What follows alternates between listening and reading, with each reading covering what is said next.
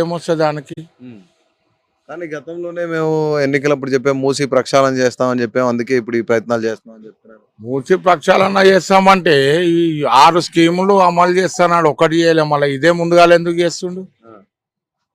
ఇప్పుడు మహిళలకు 2,500 అభివృద్ధి ఇస్తాడు. హ్మ్.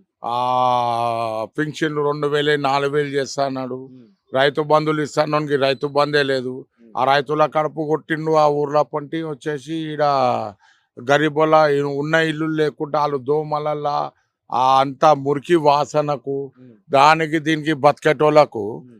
ఏమి బతుకు లేకుండా చేస్తుంటే ఎట్లా? వాళ్ళు ఏదో విధంగా బతుకుతుర్రు, హ్మ్. ఏదో విధంగా ఆ! బతుకుతుర్రు.